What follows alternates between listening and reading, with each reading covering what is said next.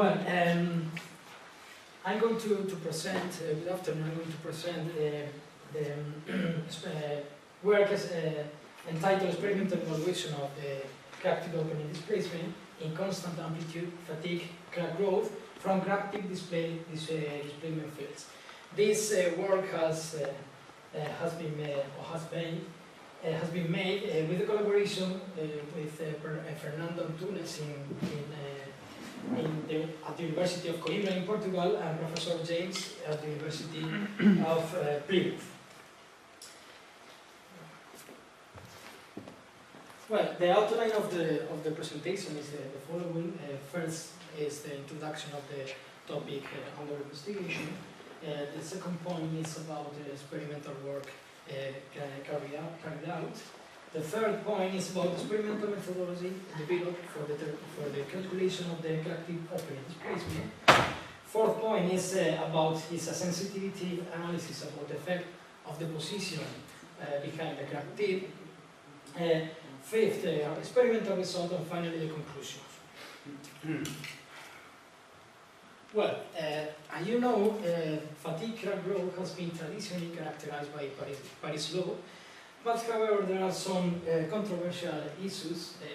The ADN depends on the stress ratio, for example, and I think the most important is the delta K is a linear elastic parameter. Therefore, this delta K parameter should be or could be replaced by a nonlinear crack tip parameter, since fatigue crack growth is governed by nonlinear processes at the crack tip. And among the different nonlinear parameters used in the literature, one of them is the CT, the crack-tip opening displacement, trying to replace delta K in the characterization of fatigue crack growth.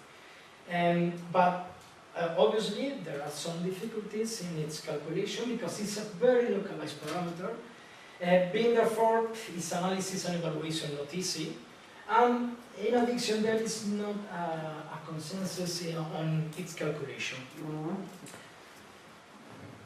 Well, CTOD was observed, first observed by Wells in 1961, when he tried to estimate the fracture toughness in several steel specimens, and he observed that plastic deformation had blunted an initial subcrack, resulting in a finite displacement at the crack tip.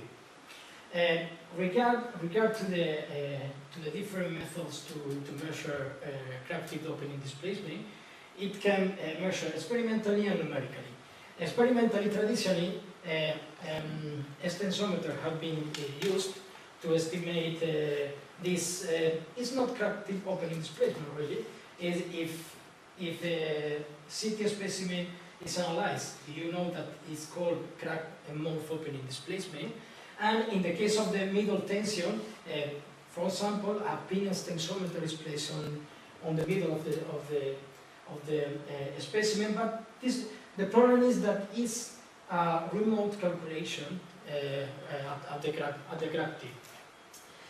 Other experimental method, experimental way to estimate this is from using microscopy. I'm not an expert in microscopy, therefore please take into account. Okay, and basically it's because but there is some uncertainty about its calculation as well. Nowadays, the emergence of the optical techniques like digital image correlation open a new door in order to be if it's possible to estimate the crack tip opening displacement. But the question is this technique sensitive enough? I'm going to try to ask. Okay. Well,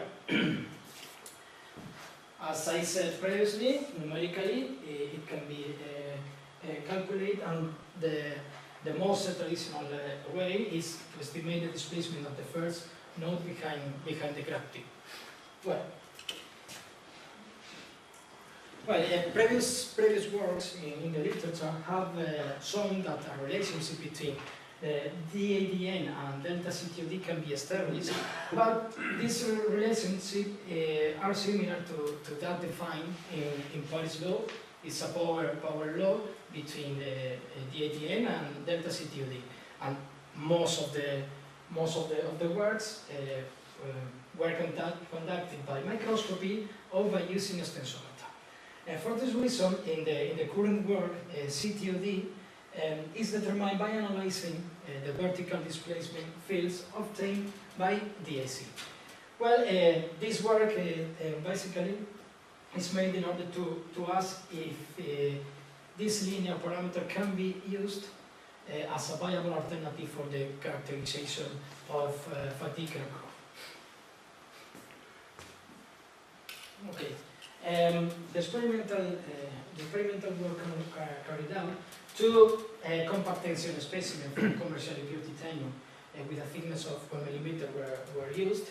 In this case, two fatigue tests at different error ratio were conducted, 0.6 and 0.1, using or applying the same maximum load, 750 newtons, and the frequency used was 10 Hz.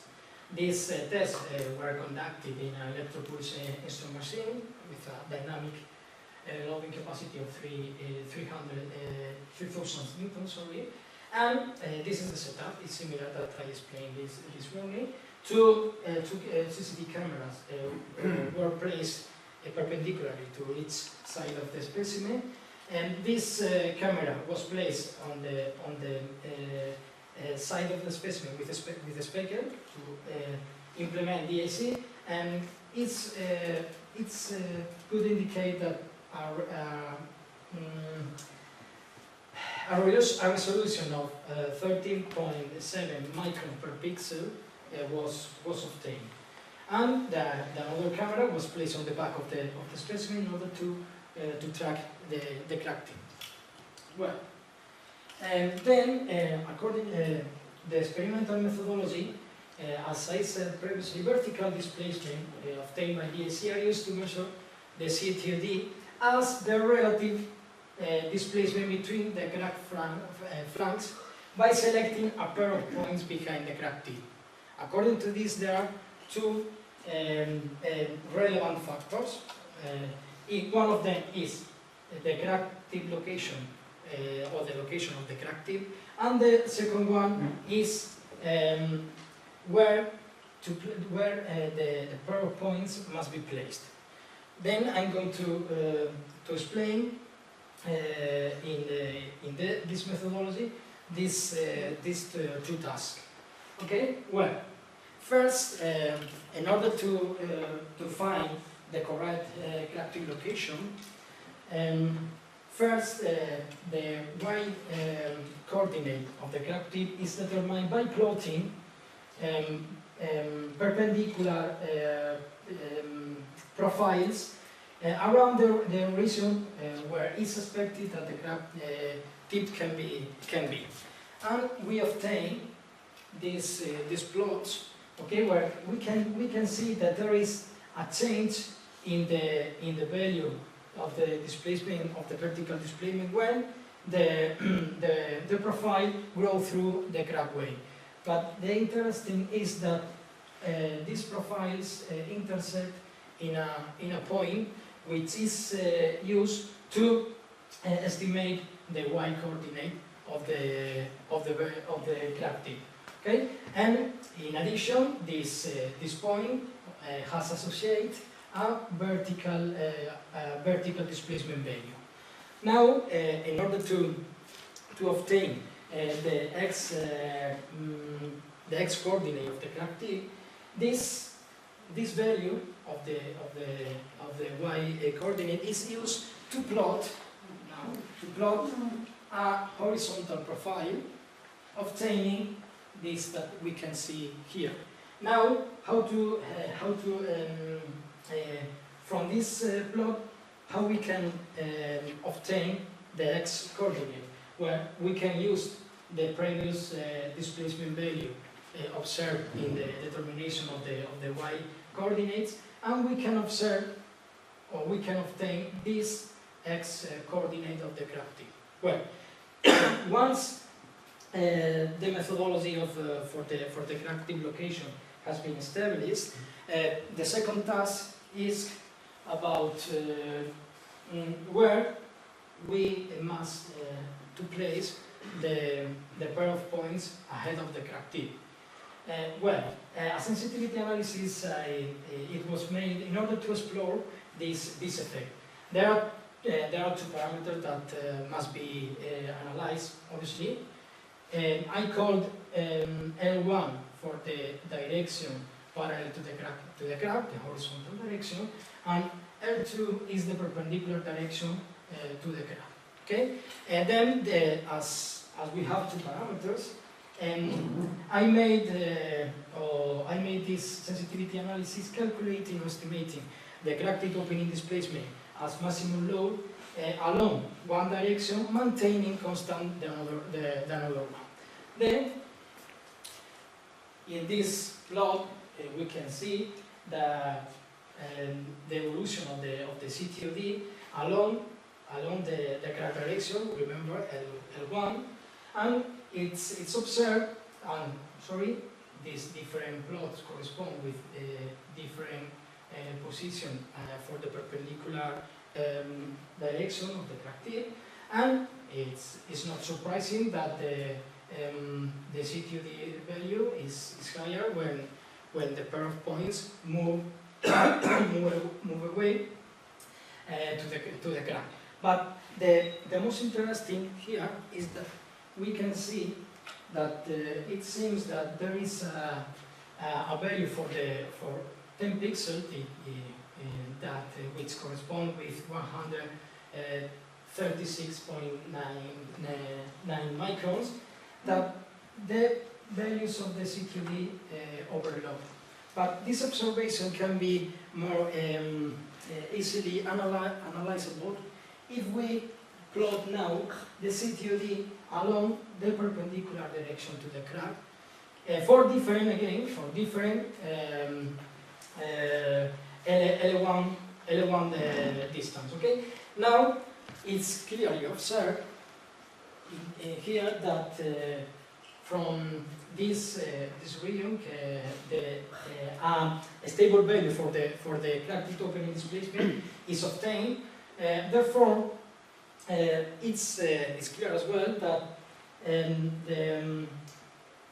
the direction of the y direction, the direction along the crack tip, is very restrictive. But however, the perpendicular direction is not so restrictive, because we can see that from 10 pixels the value of the CTOD is stable. For this reason, I decided to use for the distance along the crack tip 5 pixels. It's 68.4 microns, because it's the closest distance to the crack tip where a stable value of the CTOD was obtained. And in the case of the perpendicular distance or direction, 10 pixels were used. Okay.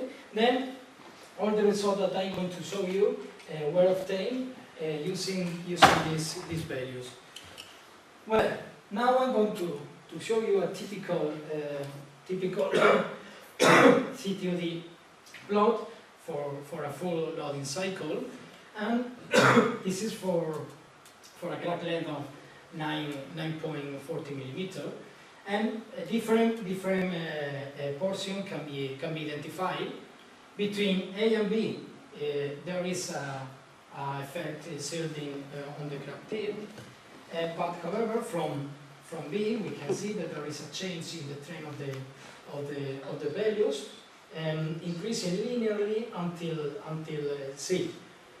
From point C, there is a change in the linearity, okay, due to the crack tip deformation. Therefore, this linear region can be extrapolated in order to obtain the portion of the total delta CTOD correspond with the component, the elastic component, and the plastic component. Okay, this is for a crack length. If this methodology is extrapolated to all the crack length analyzed, we can see here that, well, for the elastic scatter values for the elastic's delta CTOD were obtained. Okay, but the most important is that for the component, for the component plastic of the delta CTOD, there is a gradual increase along the crack length, and obviously it can be related with the plastic deformation. Well, in order to remove these scatter values, we can plot as well the percentage of each at each component with respect to the total delta CTOD, and is obtained this plot. It's observed that there is a realignment of the linear of the elastic components, but it's not surprising because it's an opposite behavior of the plastic delta CTOD. Then finally, I'm going to show you a plot where the DADN against the delta CTOD for the component plastic was plotted for both tests, and we can see that a linear relationship between DADN and the plastic component of the delta CTOD was obtained. It's important to say that it's not a logarithmic scale or something similar. Is the plot of the values. Okay. Then obviously the slope for the test conducted at 0.1 is the slope is higher because the same maximum load was used. Therefore, the fatigue crack growth rate was higher as well. Okay. Well, then as conclusions, an experimental evaluation of the crack tip opening displacement has been performed to analyze the ability of this parameter to characterize fatigue crack growth. CTOD has been measured for the displacement, for the vertical displacement obtained on growing fatigue cracks by implementing the AC, demonstrating that this technique is able to provide extremely high spatial resolution characterization of crack tip fields. From a sensitivity analysis, we observed that the CTOD value depends significantly from the location along the crack direction of the pair of points selected behind the crack tip, but however, the effect of the perpendicular distance to the crack tip is not so restrictive. Elastic and plastic component of the crack tip opening displacement were identified from the analysis of a full routing cycle. The plastic CTOD was found directly related to the plastic deformation of the crack tip. A different relationship between the ADN and delta CTOD plastic was obtained for each test. And finally, results show that the CTOD can be used as a viable alternative to stress intensity factor range in characterizing fatigue crack growth. Finally, these tests were conducted at the facilities of the School of Marine Science and Engineering at the University of Plymouth. And I'd like to thank as well Professor Antunes for his supervision during my research visit last summer in Coimbra. That's all, and thank you very much for